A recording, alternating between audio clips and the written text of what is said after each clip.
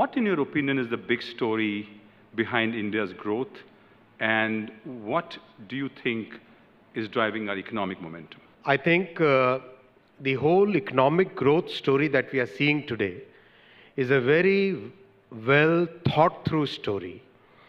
The four pillars on which the economic momentum is built are very clearly thought through, very focused execution has happened. The first pillar is the investment in physical, digital and social infrastructure.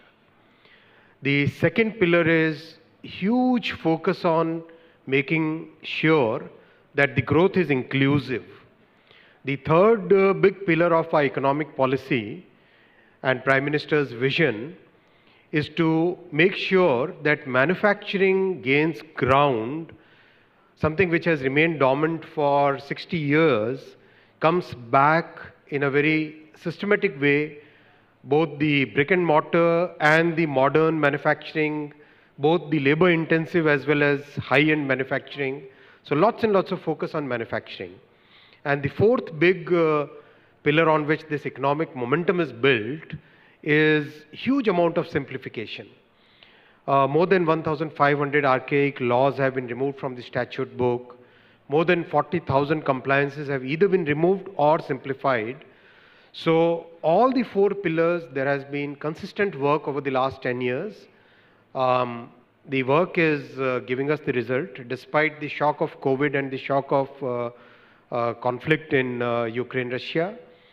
Despite all that, our economy is today growing at a consistent clip at a very good rate. And today we can say with 95% confidence interval that for the next 10 years, India will continue to grow at 6 to 8% consistent growth rate.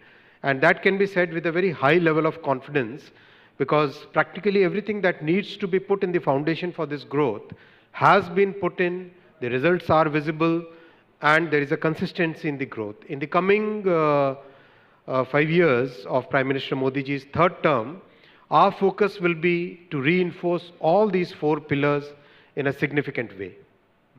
Thank you. So you talked about a decade, and then we have a 47 plan, 100 years of independence, Amrit Kal, the Honorable Prime Minister has declared. Over the coming years, as we transition from the current state to being the third largest economy, which are the international partnerships and actors that are most important to our growth?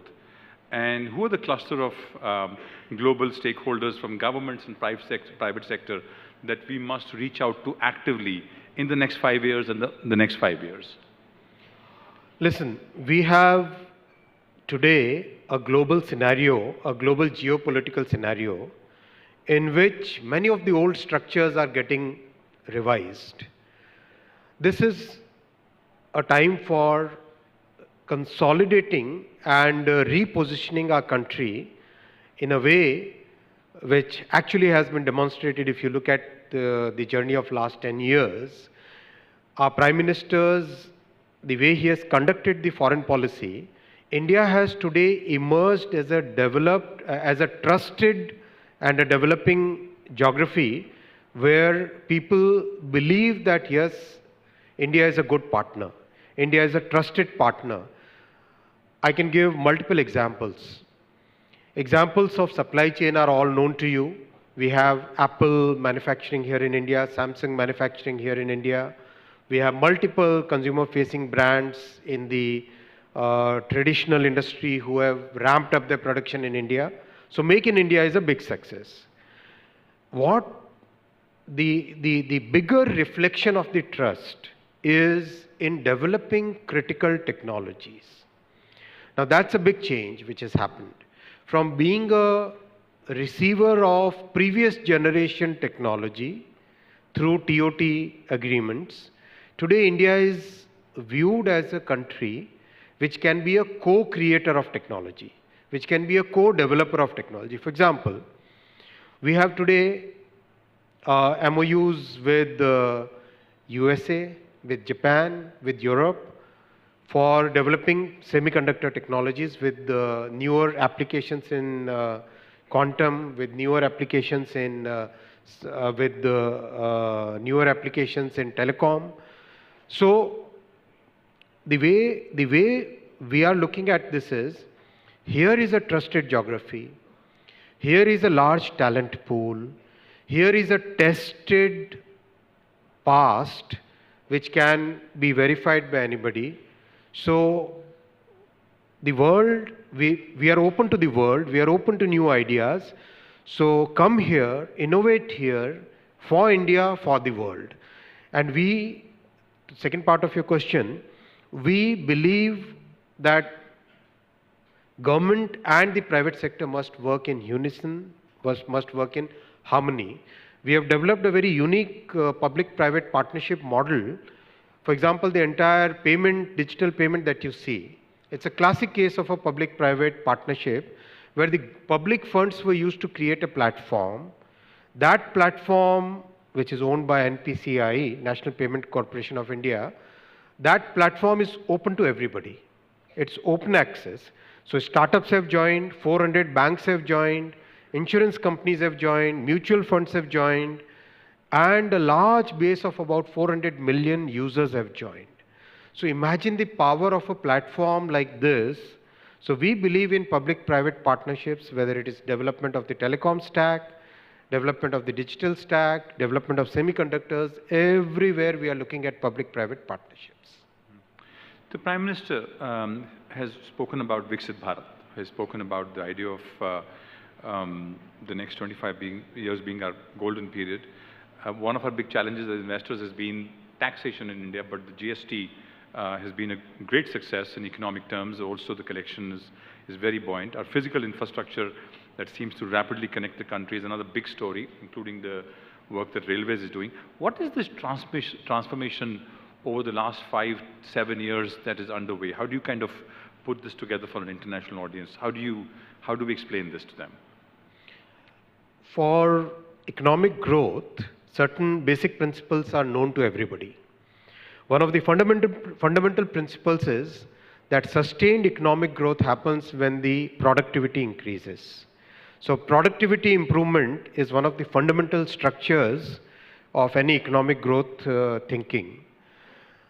When we look at the factors which will improve productivity, the two major factors which come into that, actually three, are, first is the physical and digital infrastructure.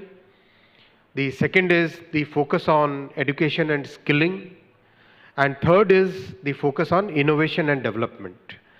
So Prime Minister Modi has given a very clear focus on all these three elements which are improving the productivity of the economy. Now the thinking which I can share with you very candidly, that our Prime Minister's thinking is that we should always think of at least 15-20 years ahead. Whether we are building a railway system, whether we are building a highway system, whether we are investing in semiconductor industry, whichever sector you see, his thinking is that we should think of at least 15-20 years ahead. Ideally, we should have a clear vision path for 25 years, break that down into planning periods of 5 years each, and then execute. That's the way he thinks. That is reflected in many of the programs that Prime Minister has launched, whether it is Make in India, whether it is Skill India, whether it is new education policy. So to the international audience, I would like to convey the message that whatever our Prime Minister is doing today is fundamentally going to improve the productivity of the economy, fundamentally going to lay a foundation for long-term growth. So when I say at least till next 10 years we can see 6 to 8% growth rate with 95% confidence interval, the foundation which is getting laid today will give us a significantly longer period of high growth and moderate and under control inflation. That's what is entire planning is. It's also a lot of focus on human resources through the education policy, through investments in setting up new IITs, setting up new AIIMS, focus on the healthcare sector through the largest health insurance program in the world, Ayushman Bharat. So in a sense, making sure that the bottom of the pyramid and the social harmony is maintained, bottom of the pyramid grows along with the growth of the economy. All these factors combined together is a growth story. If you look at in a very simple words, I would like to say all the foundations which are required for having a sustained growth are being set. The results are visible, and these will continue to be there for many years now.